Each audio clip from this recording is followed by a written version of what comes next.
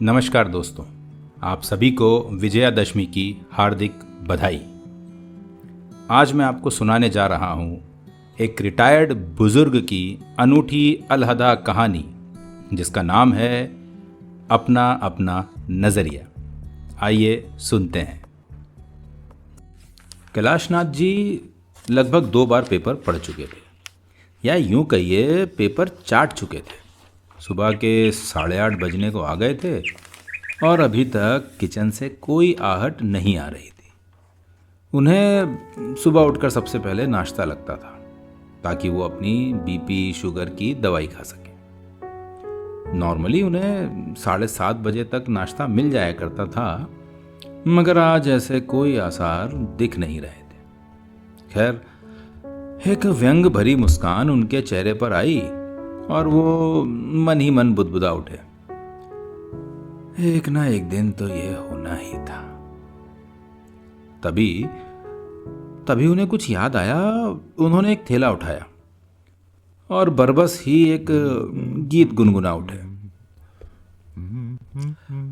बर्बादियों का शौक मनाना फिजूल था, बर्बादियों का जश्न मनाता चला गया, हर फिक्र को धुएं में उड़ाता चला गया। बर्बादियों का शौक मनाना फिजूल था, मनाना फिजूल था, बर्बादियों का जश्न मनाता चला। बस यही गाना गुनगुनाते हुए मार्केट की ओर चल पड़े। मार्केट पहुंचकर जितना उन्हें समझ में आया, उन्होंने वो सब्जियां ले ली और लौटते में एक दुकान पर कोने में ककोड़े रखे हुए दिखे। तो उन्हें याद आया कि यार, ये सब्जी खाए हुए तो उन्हें बरसों हो गए। भाव पूछा, 40 रुपए पाव। कुछ ज़्यादा था, पर न जाने क्या सोचकर उन्होंने 1 पाव सब्जी खरीद ली और लौटने लगे। और मन ही मन बुदबुदा उठे, अरे मेरा पैसा है, खुद पर भी तो कुछ खर्च करूंगा। ये सोचकर थैला लिए लौट ही रहे थे कि कुछ दूर चलने के बाद उन्हें थोड़ा चक्कर सा आने लगा। कुछ समझ नहीं आया तो ध्यान आया कि पास में ही उनके पुराने मित्र चौधरी की दुकान है। वहां पहुंचकर उसकी कुर्सी पर बैठ गए। उन्हें इस तरह निढाल बैठा देख उनका दोस्त चौधरी तेज कदमों से अपनी दुकान से निकलकर आया और उन्हें देखकर कहने लगा, बुड्ढे, हो बुड्ढे, अबे कभी तो आराम कर लिया कर। 1 पाँव कब्र में और 1 पाँव केले के छिलके पर है, पर तेरे को रोज ताजी सब्जियां ही खानी है। उसकी बात को इग्नोर कर कैलाशनाथ बोले, अब तू वो सब छोड़ यार, जल्दी से सामने वाली दुकान से ना वो पार्ले जी का पैकेट ला के दे, लगता है शुगर लो हो गई है। अबे लगता है एडवेंचर पर निकला है खाली पेट सुबह ही सुबह, हैं? चौधरी थोड़े व्यंग में अपने दोस्त को कहने लगे। खैर, चौधरी जी ने अपने दोस्त को थोड़ा नाश्ता कराया और उसे कुछ देर आराम करने दिया।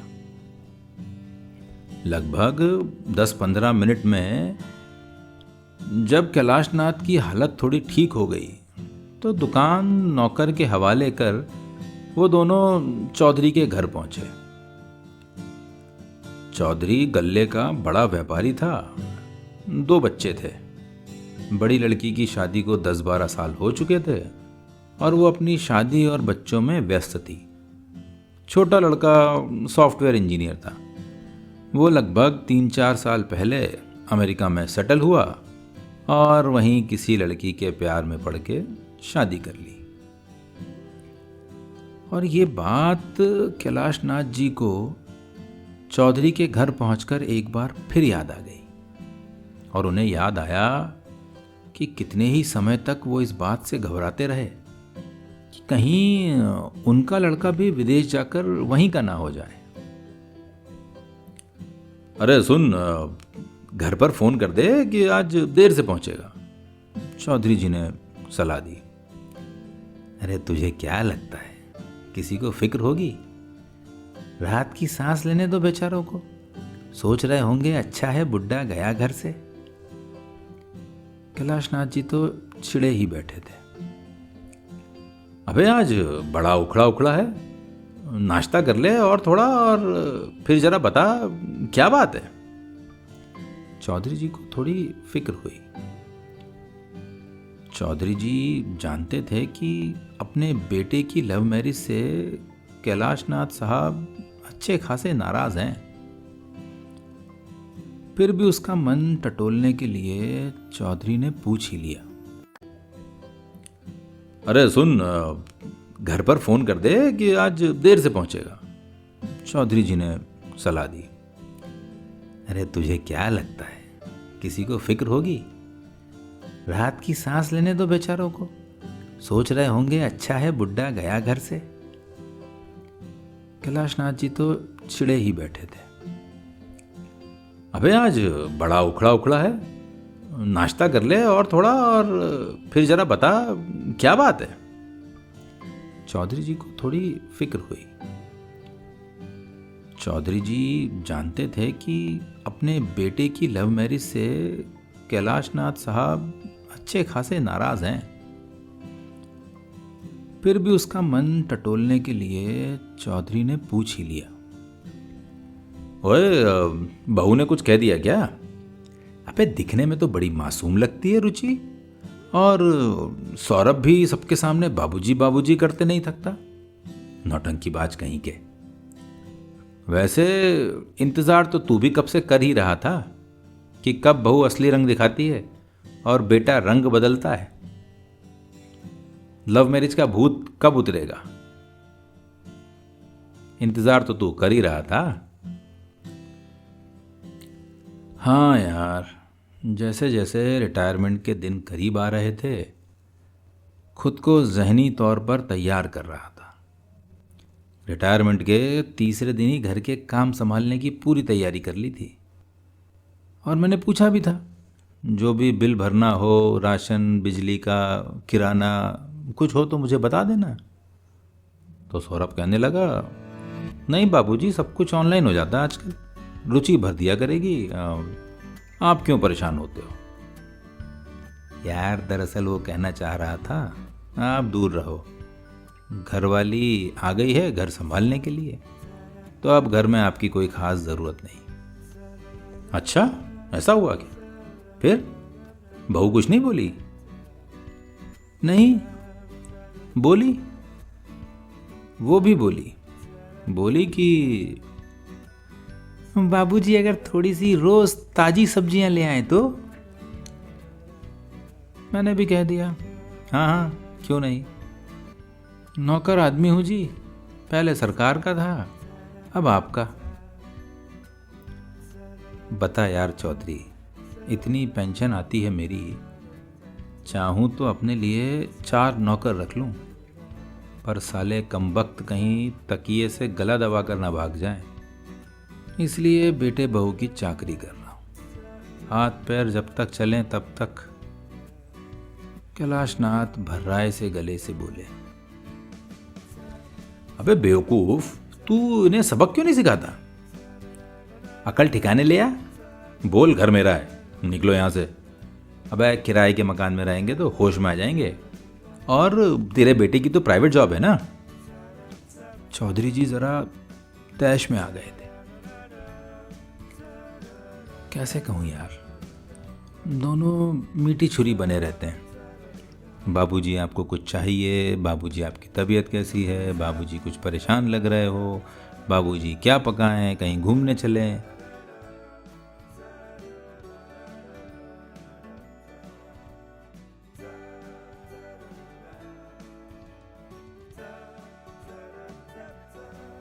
जताएंगे तो ऐसे जैसे मेरी राय और पसंद सच में मैटर करती है। खुद बाहर जाकर चटर पटर खाएंगे और मेरे लिए सूखी सब्जी। अबे मैं कहीं बाहर खा लूँ तो सेहत पर इतना लेक्चर मिलेगा कि पूछ मत, चौकसी रखी जाती है मुझ पर। अरे इतनी ही परवाह है तो सुबह सब्जी, शाम को दूध लाना, पौधे को पानी देना, सब क्यों थोपा? और जब करवाना ही है काम तो हुक्म करो खुल के, ये रिक्वेस्ट का नाटक क्यों?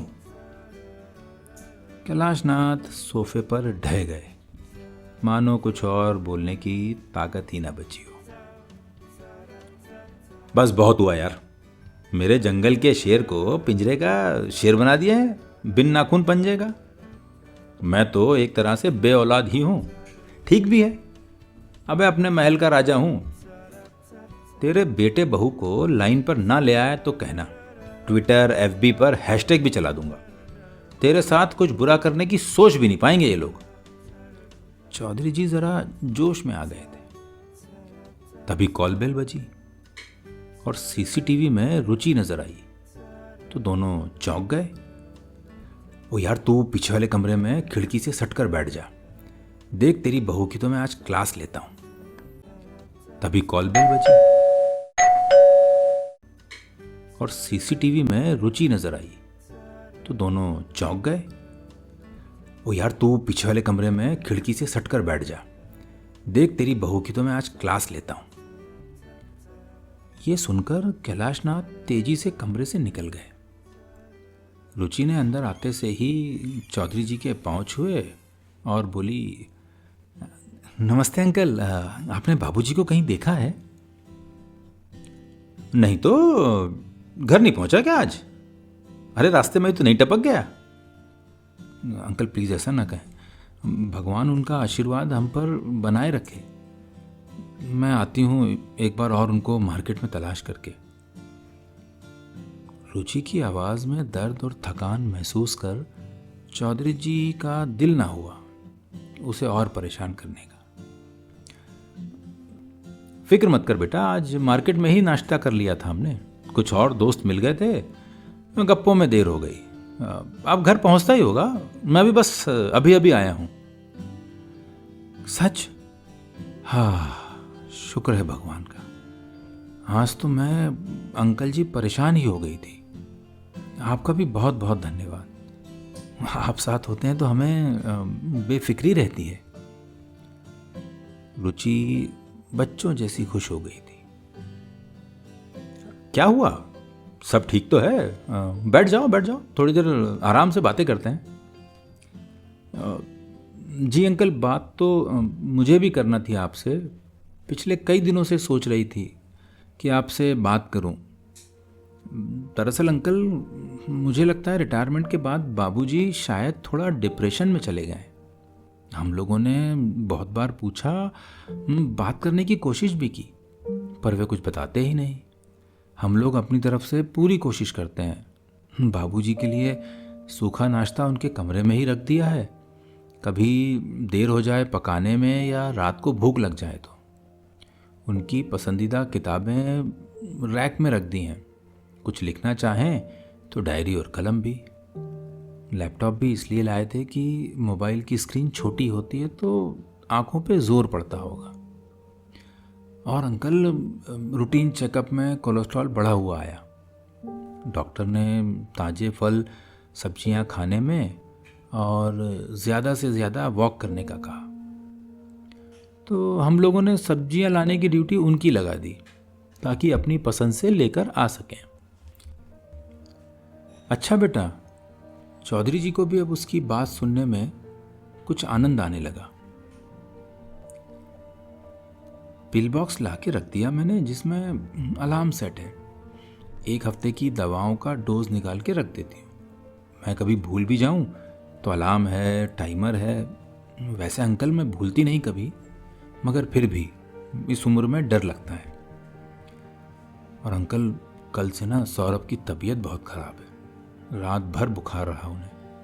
ठंडे पानी की पट्टियाँ रखी मैंने और सुबह 7 बजे के करीब न जाने अंकल मेरी कैसे आंख लग गई। जब घड़ी पर नज़र गई तो 10 बज रहे थे। मैं हड़बड़ा कर उठी, बाबूजी के कमरे में आई तो वो थे ही नहीं। आज का डोज नहीं रख पाई तो बहुत फिक्र हो रही थी। फ़ोन किया तो कमरे में ही बेल जा रही थी, फ़ोन वहीं था।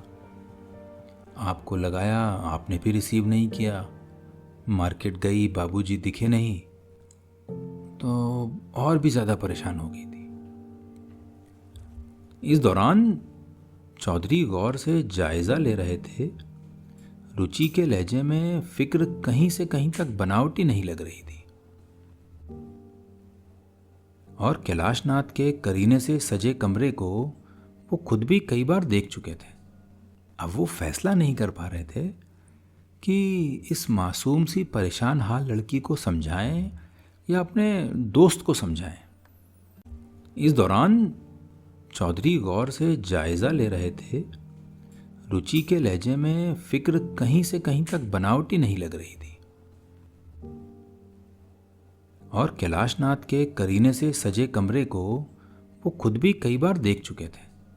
अब वो फैसला नहीं कर पा रहे थे कि इस मासूम सी परेशान हाल लड़की को समझाएं या अपने दोस्त को समझाएं।